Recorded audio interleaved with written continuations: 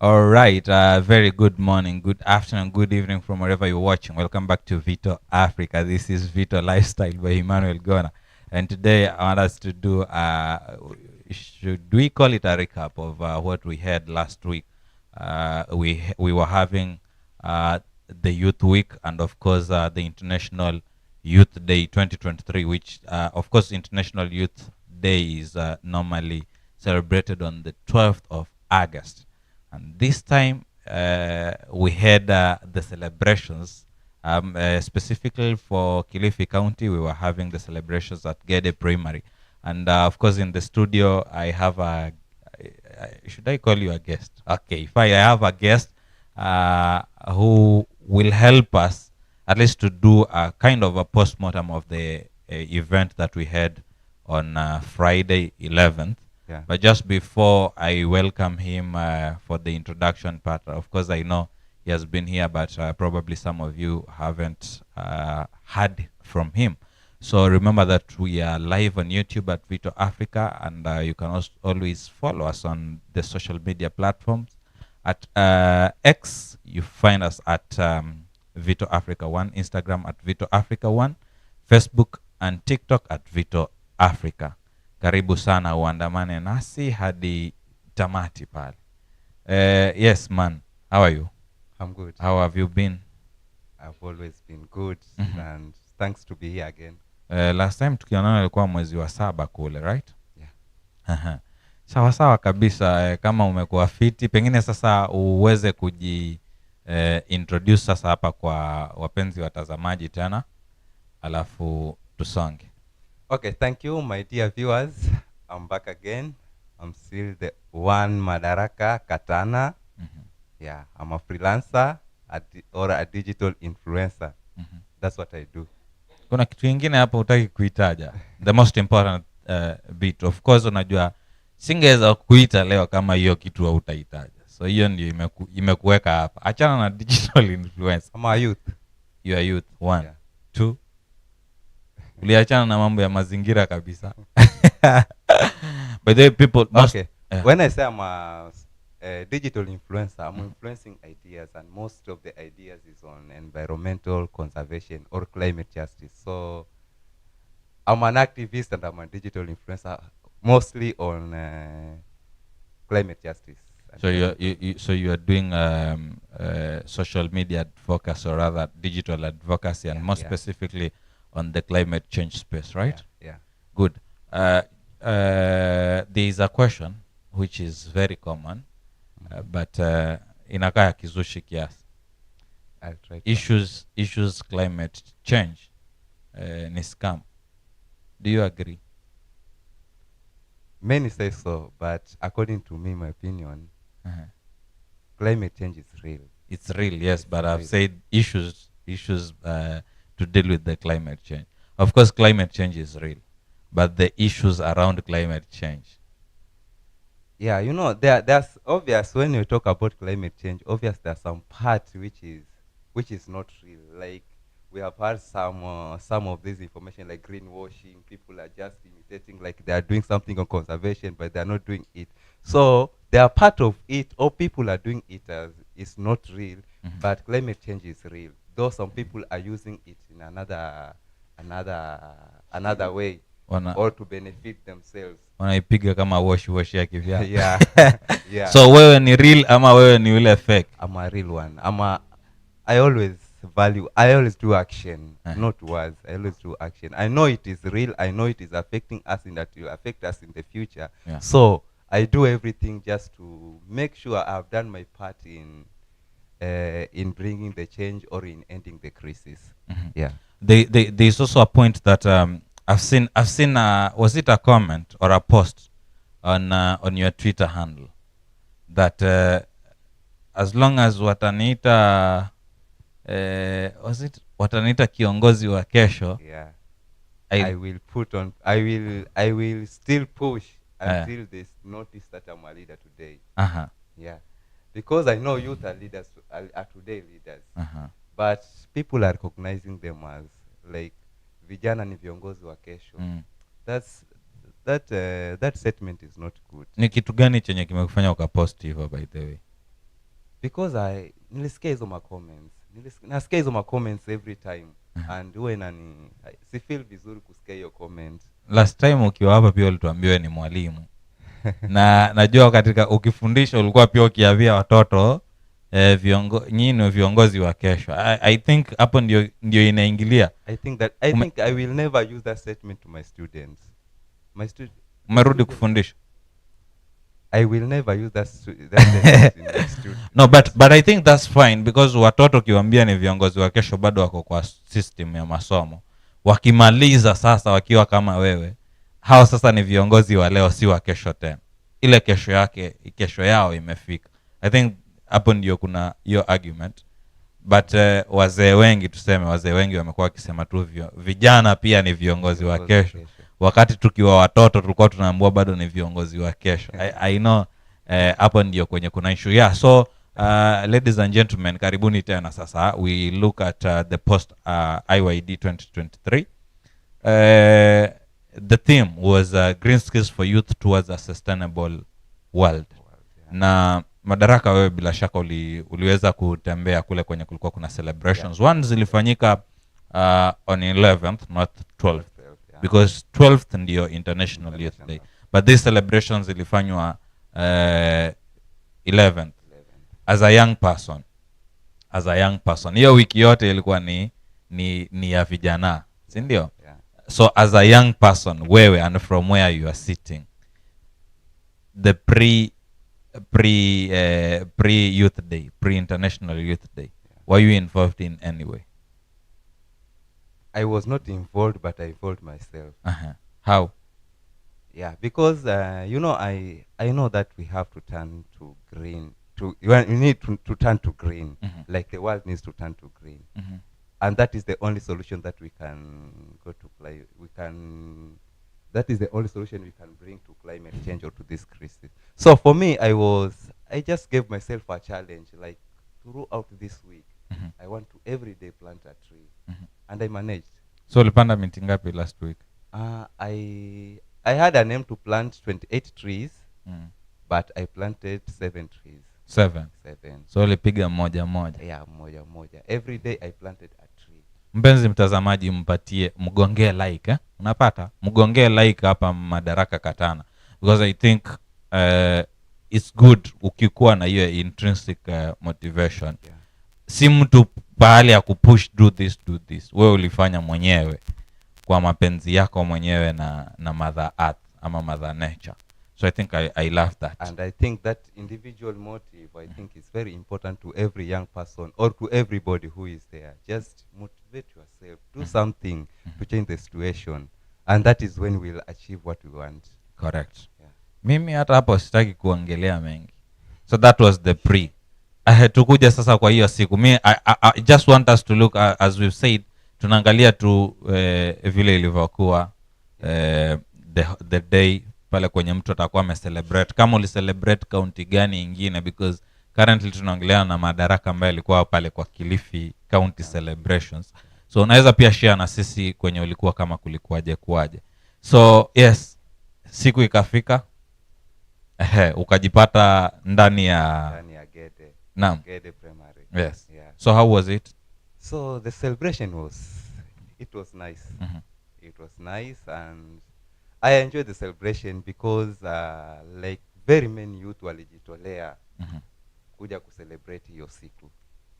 Yeah, very many youth, by the way. That's hiyo uwanja ilijaa mavijana hapo ndani. No. So it was a very great celebration, and I enjoyed, and I'm sure other people enjoyed it too, the celebration. Yeah. So now, in line with green skills for youth towards a sustainable world, I mean, in line with the theme, what the objectives or expectations met maybe according to you? Hii sasa ni yako wewe, si ya kila mtu. Okay, according to me, first I enjoyed the celebration because alafu kuenjoy celebration pia unatakiwa utueleze ulienjoy vipi. Ni muziki, ni speech, ama ni vitu zenye zilikuwa zinaonyeshwa pale?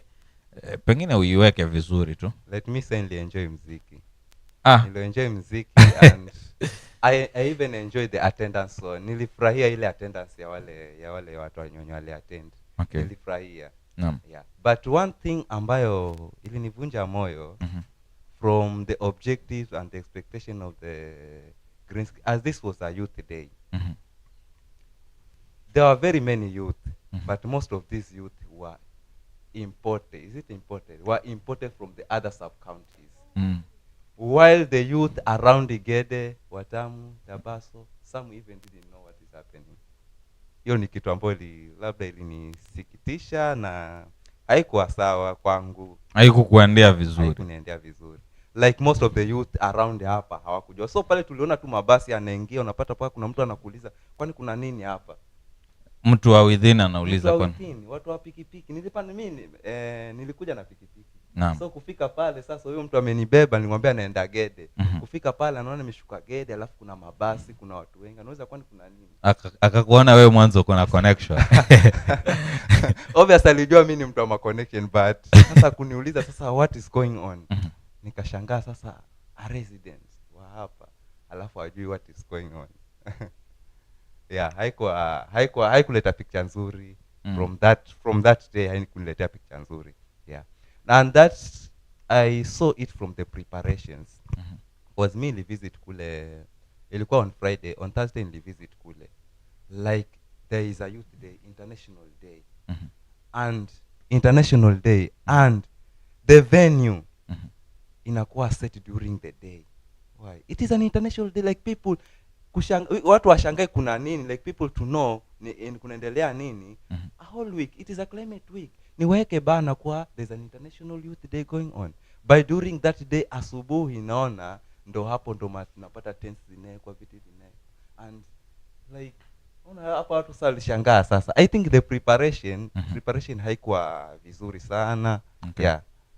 So wewe unahisi kama preparations kidogo, lakini unajua wakati mwingi pia tunaweza sema stories za budget pengine ndo zilikuwa na shida. That's why pengine watu wangeweza kutangaza pengine mapema vile ama kitu kama hiyo. Si ni vitu zenye happen. Maybe labda. So now hiyo event yenyewe. Yeah. Na kutokana na ile theme. Je, unahisi kama ziliendana kulingana na wewe? Maudhui sasa aswaya hiyo siku na ile theme. Green skills for youth towards a sustainable world. According to the celebration, like many youth attended. And I'm happy because during that day, like tuliwahi kuona there are some ways of booths like zimewekwa, people are displaying what they are making, like ni youth walikuwa na display what ambacho wamefanya. So I saw some youth, Papa Man alikuwa, I saw people from the TVETs walikuwa na display hizo vitu zao hapo. There's some people. So like on that, like it happened, ilikuwa vizuri because youth walipewa ile opportunity ya kudisplay what they are doing. So at least hapo it empowered like people kidogo. Yes, nikuulize the number of young people ambao pengine walikuwa wana display kama ulivyosema. Hiyo percentage ukiangalia hivi iko sawa kwamba inatia moyo kwamba vijana wanafanya vitu, ama pengine unaionaje? Halafu pia watu ambao walipitia katika zile booth pia, je, uliona pengine ni watu wengi waliweza kupitia na kujua kuna nini katika zile booth, ama ilikuwaje kulingana na vile ulivyokuwa ukiona wewe mwenyewe? Okay, personally, I was an observer. I didn't visit the booth, but if I remember, I think there were, maybe unaweza ni correct hapa, there were only 3 booths. Nivo kitu kama hicho. Yeah. So I think kwa hapo unajua what is happening tayari. A whole Kilifi County and only 3 booths ndo zimekuwa displayed hapo. That means tuko chini sana. Yeah. That means tuko chini sana. So a whole Kilifi County like 3 booths ndo zimekuwa displayed hapo. That's hiyo ikuonyesha picha nzuri. And then on attendance of people kwa hizo booths. Hata I think mwenye aliattend ni huyo minister na wale watu wake. Huyo mgeni na wale watu wake. But I didn't see most youth waki attend hizo booths. like kujua what is happening on the booth. Okay, thank you so much. Pengine tutakuwa tunapitia comments, alafu tukirudi kwako tutakuwa tunajaribu kujiuliza, je, vijana waliokuwa wamekuja pengine kwa International Youth Day 2023 celebrations, did they really know what they are coming for, ama kulikuwa kuna nini? Wao pengine walikuwa pengine wamekuja na expectations tofauti, ama ilikuwa vipi kulingana na mtazamo wako? Tutakuwa tunaulizana hayo, alafu tuone vile ambavyo tutakuwa tunasonga. Samuel Haki pale anasema kudos Madaraka kwa uyafanyayo, mfano wako ni wa kuigwa. Asante sana. Thank you. Pastor Ndoro pale anasema kwa kazi vijana wanaoifanya ni vizuri sana wakitambulika kwa juhudi zao, na pia watuzwe ili iwapee motisha wengine pia. Yeah. Nafikiria pia kwa kutuzwa pia tutakuwa tunaangalia. Benjamin Yeri pia anasema true, most youth from around hawakujua kile kilichokuwa kinaendelea kabisa. Publicity haikufanywa poa vile. Nafikiria ile tumeliongelea. Karishta Mashaka pale amesema nilikuwa na shaka sana na waliopangilia ile siku, kwa kuwa hata vijana wenyeji hawakuhusika ilivyopaswa katika hafla ile. Asante sana. Vile vile naona Samuel Haki pale akasema the elite class of youth knew what was going on. However, a bigger percentage of the youth had no connection with the events of the day. Na mwalimu Kadevu pale akasema watu wengi hawakuwa na ufahamu wa chenye kilikuwa kinaendelea kwa hizo booth, kusema ule ukweli. Sure.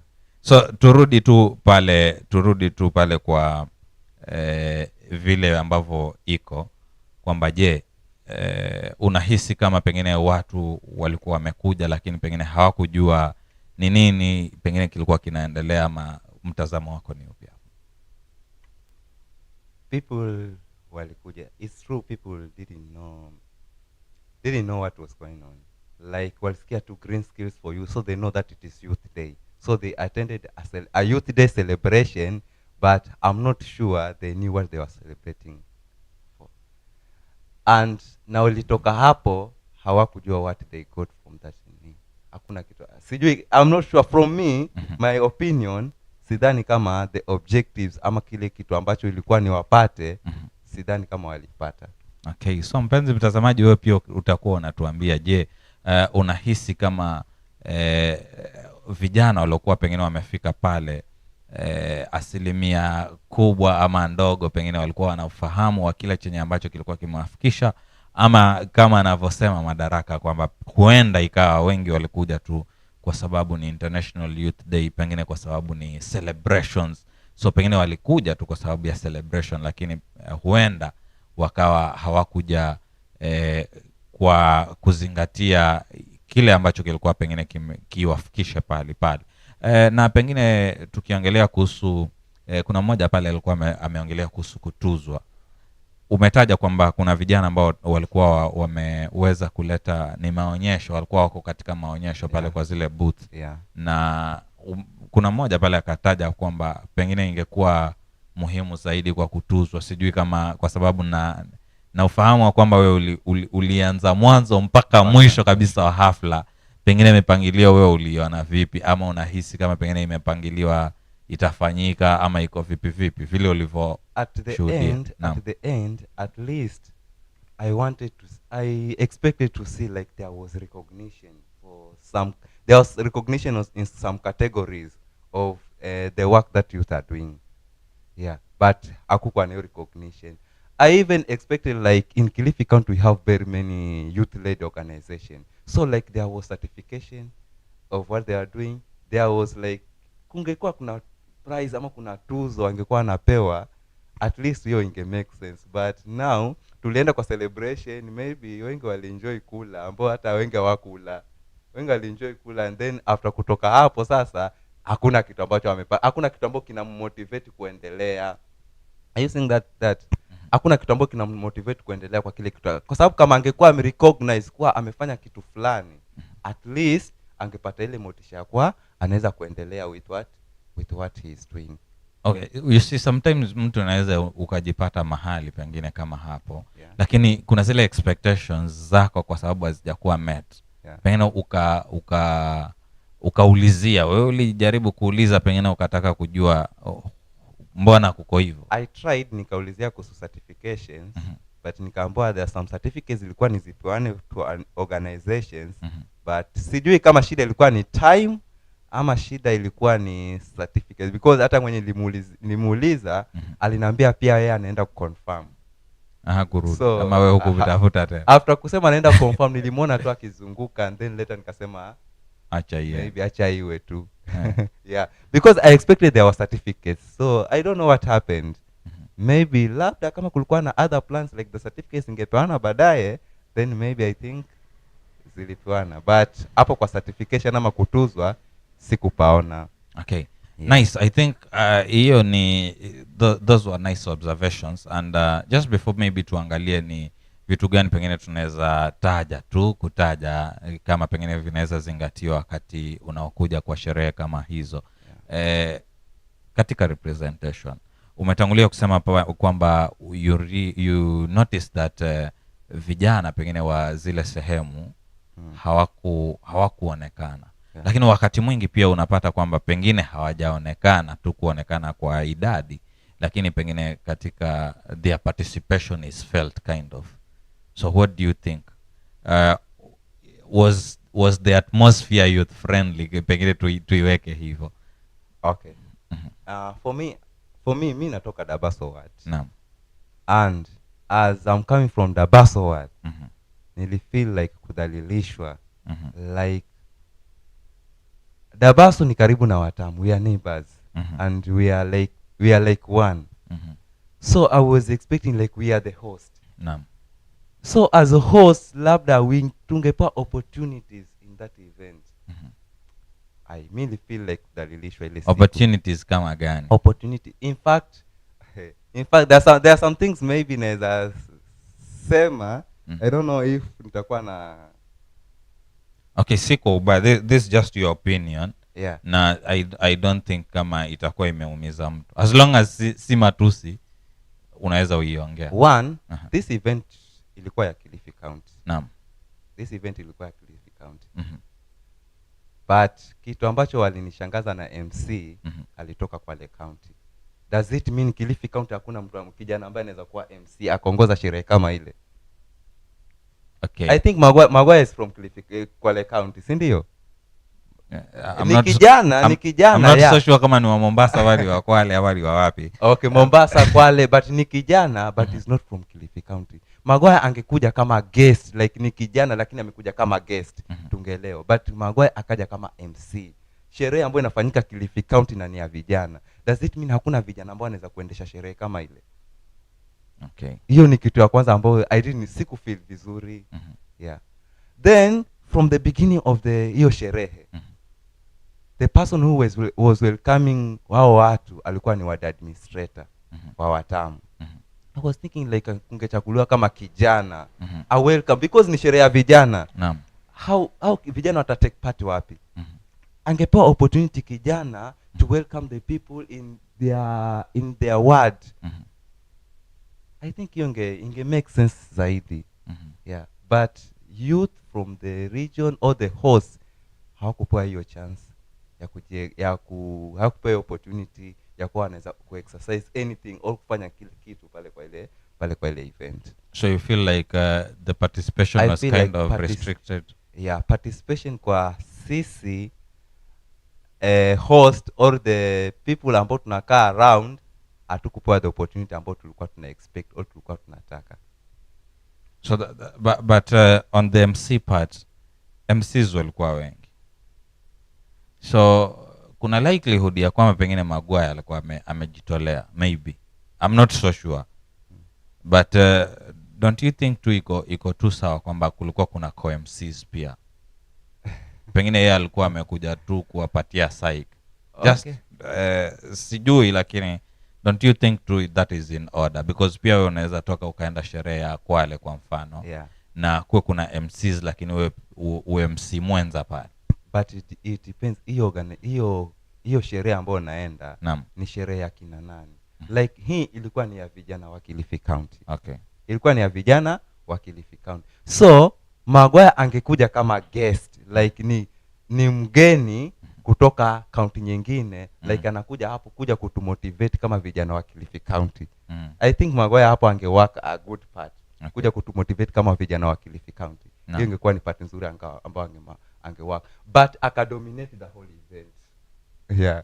Okay, hiyo bila shaka hiyo ni maoni ya That's my opinion. That's yes, my opinion. Bwana Madaraka, na tunayaheshimu sana. Pengine tutakuwa tunapitia comments pale, na tukirudi pia tutakuwa tunaongelea, kwa sababu unajua sherehe kama zile lazima kukuwe na speeches, vitu kama hizo. Yeah. Pengine unaweza taja tu kwa ufupi tu kama pengine zilikuwa pia zimehusisha vijana, pengine zimewajenga kwa njia moja ama nyingine, alafu tuone vile ambavyo itakuwa inasonga. Tunaona pale Mwalimu Kadevu pale alirudi akasema bado kuna mengi tuhitaji kuyafanya ili kufanikisha siku kama hii. Wanaopangilia hafla hizi basi wapige hatua zaidi. Yeah. Na asante sana. Samuel Haki amesema the MCs failed terribly to drive the agenda of the day home. I was left to wonder whether it was a talent show event or an international youth day. Yeah, that's a good observation, by the way. That's a good observation. You observe the same thing? Yeah, like vitu ambavyo vilikuwa vinafanyika. I didn't expect like ingekuwa kama hivyo. People, let's continue. But tukianza ulisema you enjoyed the music. I enjoyed the music and the attendance of the watu. Naam. Wengi walikuwa ni vijana. Yeah. Sawa. Naam, tuendelee pale basi. Benjamin Yeri pale kasema true Samuel Haki. It looked like ni issue ya Maguire na Ruby Kacha. I didn't like it. However, kulikuwa na great performances from various groups on matters climate, including the climate anthem. So now, sijui, but kama nilivyotangulia kusema, don't you think the issue ya Maguire na Ruby, because they've been working together, I think, yeah. Kama imekuwa ikifuatiliwa, so don't you think kwamba pengine ni kwa sababu ni duo fulani? Kwa mfano unaweza angalia kwa mfano televisheni pale, upate kuna watu wawili ambao wakishikana, basi pengine kusoma kwao habari pengine kuna kuwa na mvuto fulani. So unapata mmoja akiitwa basi anaweza enda pia yule mwingine, ile kupiana psych. Na iko tu mifano mingi. So sijui pengine hatuwezi angalia okay, mimi maybe naweza sema sina shida sana na Maguire kuwa MC, but Maguire angeplay part nzuri kama angekuja as a guest kumotivate vijana wa Kilifi County, hapo angeplay part nzuri. So pengine alafu kitu ambacho nayo ili nini, kama alikuwa Maguire ni co-host, but alikuwa ndio host, hakuwa co-host. Maguire alidominate the whole event. Sawa. So I don't know, labda wenye walikuwa host wenye walikuwa MCs wa Kilifi, maybe I don't know what happened. Okay. Sawa. Brandon pale anasema I concur with Mr. Madaraka that it was important to have been organized for some means of motivation to those who showcase their talents, like certification or by gifting them. Okay, so I think Brandon here anajaribu kusema ile appreciation kind of, or rather the recognition part of the young people, pengine wenye wako katika maybe some innovations, the green skills, maybe kama vile ulivyotaja kwamba the youth led movements which are doing matters, maybe climate, vitu kama hizo. I think that's what he's saying. Thank you so much. Something that maybe I have noticed, and maybe I will say about Kilifi County, or I don't know about Kilifi County or the whole nation, like hii youth day, mimi kitu ambayo nilitoka as a conclusion, it's like iliekwa tu kufurahisha vijana, but hata from now there will be no follow up of anything about vijana wanafanya, because like there is a follow up. I think like something like kama angekuwa like a committee, alafu wana follow up ile kazi ambao vijana wanafanya, and then wanakuwa recognized. But kitu ambao nimenote, there is about 90 or 80% ya kuwa even the minister hajui kazi ambao vijana wanafanya huku kwa ground, because kama angekuwa anajua, obvious angerecognize somebody or people from Alflani, people from Alflani, they are doing a great work. Okay. But there is no follow up, na hakutakuwa na follow up. So ilifanywa tu kuwafurahisha vijana kuwa like mmekuwa recognized, but after that imeisha mpaka mwaka ujao another celebration kama hii ifanywe. Iende ward nyingine. Aya, sawa, sisemi kitu. Sasa Jay Gona anasema tusiseme mengi sana.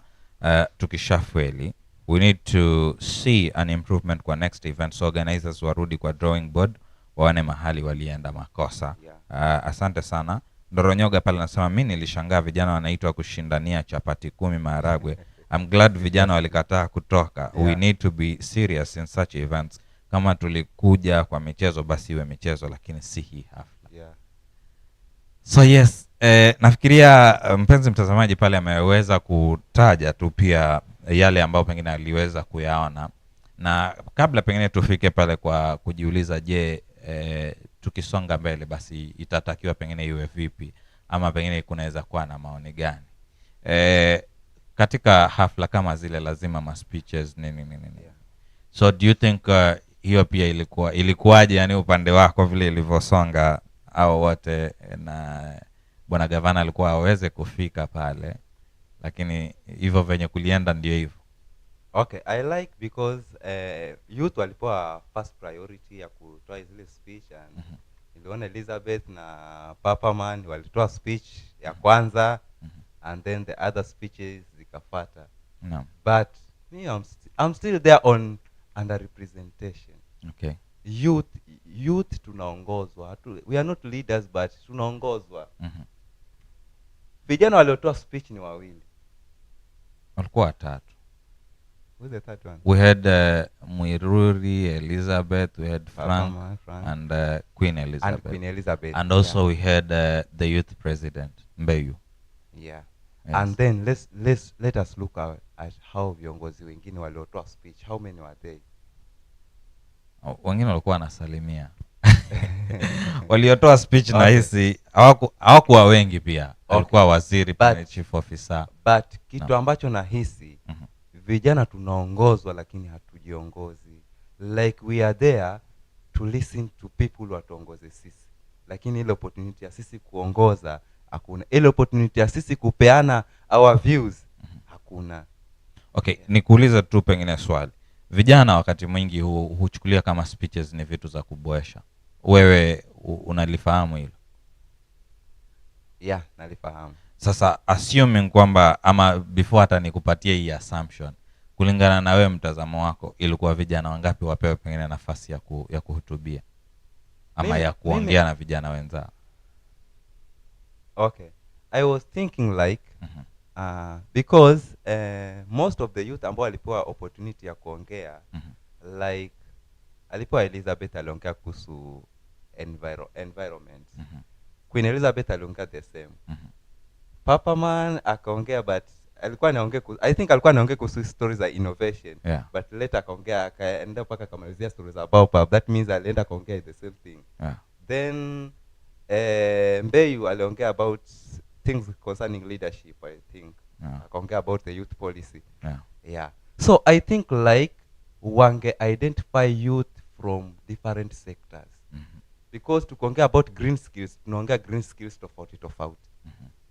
Wangeongelea about youth, wangetoa youth from different sectors, na kila youth anaongea kile ambacho anaweza kuongea, kile ambacho anafanya, so as to motivate another youth hapa kwa ground. So hata wangekuwa hata 10, provided wanatoa speech to motivate another youth ambaye yuko pale chini. Okay. I think that ingekuwa relevant than the speeches ambazo zilitolewa, but they were concentrating on only one sector. Okay. Yeah. Nafikiria ni vizuri sana. So maybe tukienda tu kumalizia sasa kipindi, unahisi kama mipangilio inatakiwa kuwa namna gani? Because you see most of the time I think vitu zenye zinaonekana bila shaka zimeanzia katika planning. Yeah. So what do you think, ni mapendekezo gani pengine yanaweza pitishwa tukichanganya pengine na yale ambayo tayari wapenzi watazamaji hapa wameweza kuchangia pale? Unahisi kama pengine kunaweza kuwa ni nini pengine kifanyike? Maybe from the discussion, maybe like I've highlighted hizo yayo makosa ambayo maybe amefanyika. Maybe from there we can get just hizo vitu ambazo nisifanyike, like when this event is held in a certain ward, in a certain sub-county, I think it's better if those youth, kama ni youth day, let those youth from that area participate in the organization of that event. Okay. Let them feel empowered. Wajisikie pia nao like they have your need. But kama utaeka sherehe hapa, halafu mimi nitahusika tu ile wakati wa mwisho, lakini uko planning. Niliona ile organization committee ilitoka pale. The only person ambaye alitoka huko alikuwa ni ward administrator. Is that true? I think that was the case. No, I saw somebody yule wa Kilifi, Robert Mumba. Robert Mumba. Yeah, I saw Robert Mumba and the ward administrator. We also have another member of Kia. That is Kia, Kilifi Youth Assembly, Wadabaso. Yes. Okay. But I think the representation also, the people from that it should be, iwe felt. Iwe felt. Because kama watu wa Dabaso, watu wa Watamu walisahaulika, that means ile organization hakukuwa na watu ambao wangepush watu wa Watamu watambulike pale ndani, or ideas ama innovations from Watamu zitambulike pale ndani, because hiyo representation ya pale kwenye organization yao haikuwa. So I think on organization, kama inafanyika on a certain ward or on a certain area, let those people from that area wawe recognized. And planning na hata mpaka ifike mwisho wawe recognized. Let there pia kuwe na hizo awards. Like people should be awarded. Hawezi kumnafanya hiyo celebration halafu umewamotivate na nini wale vijana. It's a youth day, but what have you, umewapatia nini cha kuwafanya mpaka waendelee? Wamekuja tu kusherekea, kuangalia what is happening, and then baadaye waende. Hakuna kitu ambao wakitoka hapo wanaweza kujivunia, kumbe tumekuwa recognized by the Minister of Youth. At least hiyo ingewa motivate na ingewafanya wakaendelea zaidi. Yeah. Then number 3, maybe even, I don't know about maybe wajua pale kulikuwa na job opportunities too, like hizo matents, hizo chairs. I don't know kama zilitoka wapi. Yeah, but I think next time wakaorganize, let hiyo tender wapewe vijana hiyo ward. Najua kila ward hapa hakuna mahali ambapo hakukosi tents. Hakuna mahali ambapo hakukosi chairs. Let them wapewe hiyo opportunity, waweke hizo vitu hapo. Okay. Yeah, hata mimi nilipata hata registration. Wale wanaofanya registration pale si watu wa huku. Hakuna hata kungekuwa na mtu mmoja at least wa huku. Tungeelewa at least tumekuwa involved. Hakuna. Okay, asante sana. Asante sana. Pengine tupitie comments hapa alafu tutakuwa unatuambia neno la mwisho tukifunga kipindi. Brandon hapa anasema, I just want to acknowledge for the organization by the county government to host such an event, because many a times it's been organized by CBOs. Then the county is welcome, but this means a lot for youth. Pengine Brandon pale hajui, lakini the event actually was organized by CSOs. Vile tu anasema yeye amehisi kama ni county government ili organize, but ni CSOs in partnership with the county government, and that's why umeona wale ambao walikuwa wametokea pale walikuwa ni different stakeholders. So it was organized by the different stakeholders, alafu ndio county government pia ikawa inaingilia hapo kati. Rashira Kelvin anasema, I love that this discussion is being held now, people are opening up through Vito Africa. I love Vito Africa. Karibu sana na azidi kuipenda tu Vito Africa. Remember Vito Africa, this is home. So tukienda kumalizia, pengine utakuwa sasa hii inaweza kuwa freestyle tu, kitu yote ambao unahisi pengine unaweza share na watazamaji. Yeah, maybe to the great Vito viewers, we are not only youth. I know kuna wengi zaidi, but I think the Youth Day, International Youth Day and the theme ilikuja on time. It's a theme ambayo inatumotivate, like there's a crisis on climate change. There's very many global issues that are going on, and I think it's the high time that we have to go green. We think about the opportunities, we think about the innovation that we can do so as to change the situation, so as to make sure that our future is not like it is now, but it is on a better position than it is now. So this was my opinion. Like, this was my opinion on the International Youth Day. Like, I saw it was not, to me it was a disappointment. Though there was very many things ambazo zilikuwa nzuri. Yeah, the booth obvious, kama mtu alivisit pale kwa booth, obvious alikuwa motivated, though most of them hawaku visit. So this was just my opinion, and next time as we're organizing these events, I would suggest that we can involve more youth. We can involve youth and we can help them, motivate them, and help them to realize their goals or to boost their innovation skills and anything ambao wanaweza kufanya so as to turn more green. And the MCs, Maguire, Rubikache, I think they did a good job. They did a good job.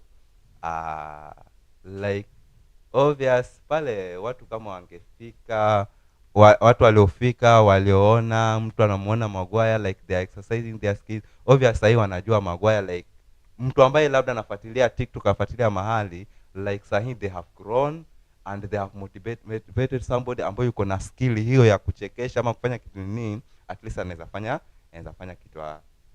kitu nini. Yeah, so let us continue that way, county government and the CSOs who organize this, and let the next year event be a big event and a good event that will motivate more youth in turning green and realizing their potential.